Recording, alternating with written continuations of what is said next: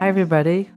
Welcome to the She Asked podcast with Anna McBride, where we explore the power of storytelling, rewriting our narratives to change our lives. So excited to be able to share with you something that's near and dear to my heart.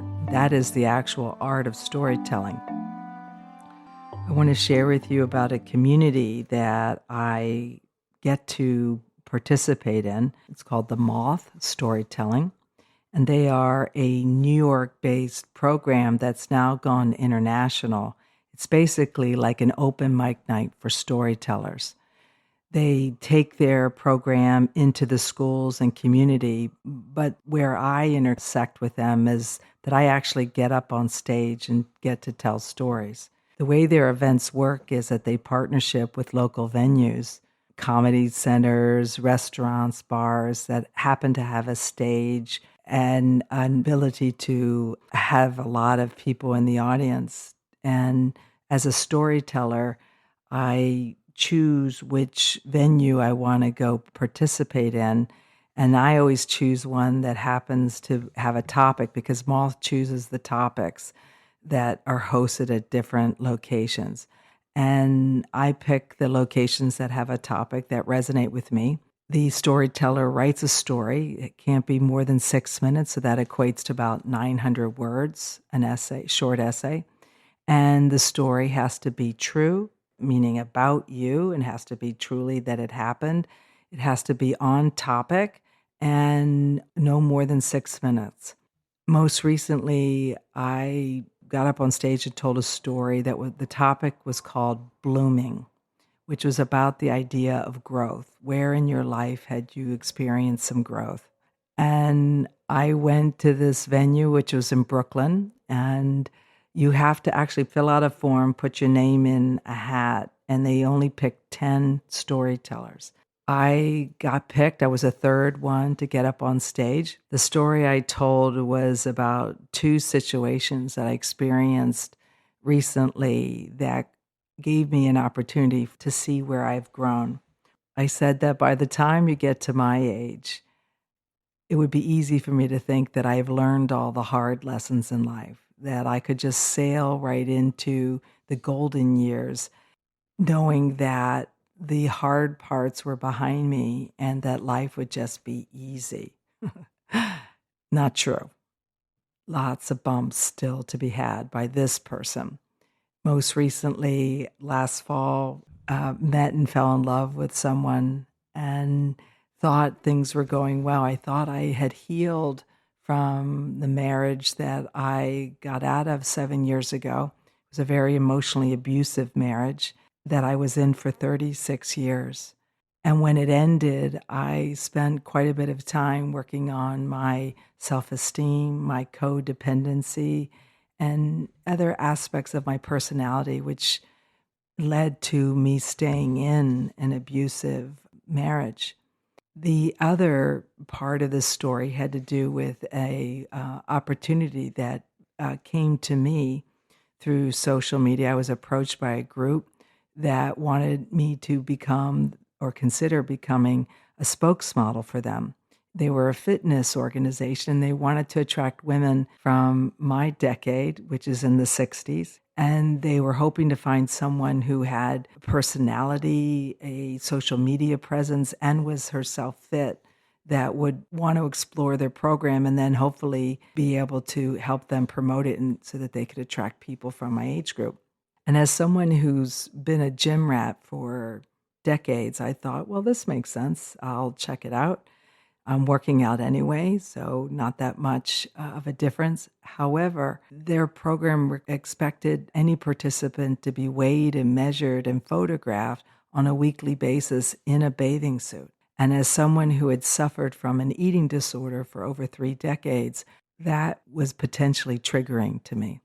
Again, I considered it because I've been healed from my eating disorder for the better part of 2 decades now. And I really wanted to show myself that I had healed, I had grown, that I had made peace with my body, that I loved myself as I am. And by doing their process and really challenging the way I look at myself on a regular basis, I would be able to identify if there was still some healing yet to do, as well as in the ways I had healed. So I said, yes, I would try it. So we agreed that I would begin their program, which I did in January, do those weekly measurements and check ins with a coach, and then do their program and eat their recommended diet, which is macro based, by the way. And all seemed to be going well until they wanted me to do a photo shoot. The photo shoot, which did take place a couple weeks ago, was at a local photographer that they found and paid for in Manhattan. And I went there to get photographed in a bathing suit to check my camera presence because I don't have a modeling background, so they weren't sure how I would be able to handle myself in front of a camera. And oh my gosh, what a day it was. I went there with my clothes, my bathing suits. I even got to bring business attire, and they were taking all kinds of pictures of me.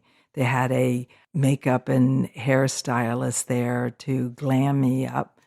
And this photographer took hundreds of pictures. I was there for 4 hours in heels, having the day of my life for someone who never wears much more than lip gloss. It really was quite a deal. And the pictures looked fantastic. I really was so excited about how they turned out. Even the photographer thought I did a great job for someone who's never done it before. This is when the story took a turn. I realized that night that I hadn't heard from the guy that I had been seeing in a few days, and I knew he had had a visitor in from out of town, and I thought he wouldn't really have much time, and I was busy as it was, so I didn't think much about it. But that evening, I had some intuitive awakening that led me to wonder if there was a problem that I wasn't aware of or I wasn't really focusing on. And so I found myself in the middle of the night waking up to this thought that something is going on and you're not paying attention. And when a thought like that enters my mind in the middle of the night, I immediately start thinking about my children, and I check to see if there was any sign of something I was overlooking with them based on old text messaging or maybe a missed phone call. Nothing like that. So I said, okay. Then I thought about my finances, and I actually went and checked my bank accounts because I wasn't sure if this was the universe saying, hey, big problems, check it out. And nothing seemed amiss. Everything was fine there.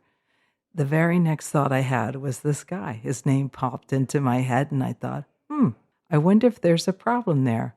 So I texted him and said, I'm awake in the middle of the night, and my mind has got the best of me. And I'm just wondering, since I haven't heard from you in a few days, if there is a problem that I'm just not aware of. Yet I know you're busy, your friend is visiting, and if there is, I trust you'll let me know. I'm going back to sleep. Good night. So I didn't think more about it until the next day, where I was on a trip to an out-of-town podcast recording. And I was at the airport stopping to have some lunch. So it was a good 12 hours since I texted that boyfriend, Mr. Wonderful, we'll call him. And I sat down to lunch, looked at my phone to see a text message from him in which he proceeded to break up with me. Ouch. What a way to find out that Mr. Wonderful had some problems with my personality, that it was too much for him. I communicated too much.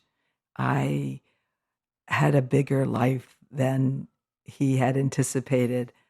There were other things too, yet he wanted me to know he still wanted to remain friends. And there I was in this airport about to walk into an interview that was about all the creative things that I am in the process of giving birth to. And I had to put my feelings to the side so that I could follow through on that. It was really very challenging for me because I did have love feelings for this person. And yet I made it through that day. A few days after that, I got a text message from the photographer. He wanted me to know that he had heard from the fitness organization, and they asked him to get my permission to Photoshop the pictures, the ones in the bathing suit, because they didn't want my stretch marks to show. Stretch marks. Stretch marks that I got because I'm a mother of 3 children. Stretch marks that I love because I love being a mom. Stretch marks because this is a body in her 60s, and you can't get to my age without getting a few scars. I thought about it for about 1 second, and I turned in response and said, "No, absolutely not. No, I'm not letting you erase the truth of who I am. No, I'm not going to let you denigrate the one area of my life I'm most proud about, the thing I think is my finest work. So, no, I'm not going to let you do that." The photographer said, "Are you sure?" And I said, "Yes, I'm sure." He said, "Okay."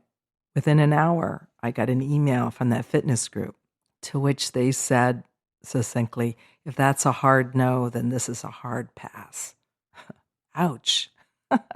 In 1 week, 2 hard lessons. And I thought about it. I thought that possibly what this was offering me is a growth opportunity where I get to really see how I have healed, that I am not going to apologize for the body that carried my 3 children. I'm not going to shrink my personality to suit a man's ego. No, I'm not. I actually love who I am. I have worked really, really hard to heal from the pain from my past, the trauma of my childhood, the dysmorphia ideas about my body shape. And as I considered that, I realized I really have grown. I have healed. That these possibly were 2 examples that life was trying to show me that I am on the right path, and that when you choose yourself over anything, money, men, opportunity, you're always going to end up winning. This is a big win for me when I think about it that way, and it's a much better story when I tell myself that. And I really felt grateful that as I was telling the story to the audience, it really resonated with them. People were cheering, people were hollering and laughing and cheering. And it just warmed my heart to know that when we heal, when we show that we have healed, everyone gets lifted with that. When we take the courage to stand up for our principles and put them ahead of, in my case, a man or money, that I can be a hero for someone else. And I feel really blessed that I got to do that. And it got to be something that I enjoy doing. So if I'm going to tell a story about where I've struggled, I hope that I can grow and the listener can grow, and we are both growing and healing together. So that's a recent storytelling event that I got to participate in, and it really is something that's fun for me. Open mic night with the Moth. I do it as often as I can. I used to do it 2 or 3 times a month, and now I'm down to about 1 or 2 times at the most. If you get a chance to go see a Moth event, you will love it. If you are a closeted storyteller, I highly recommend you come out of the closet and go show up for an event and put your name in the hat. It's a lot of fun, and it's a healing and growing process. And that's what has contributed to me creating not only this podcast, but the Change Your Narrative, Rewrite Your Narrative, Change Your Story, Change Your Life workshop series, and how we can truly heal just by looking at the stories that we tell ourselves as well as the world. So thank you for tuning in and hearing this episode. Don't forget to follow along and subscribe for more. See you next time. Be well.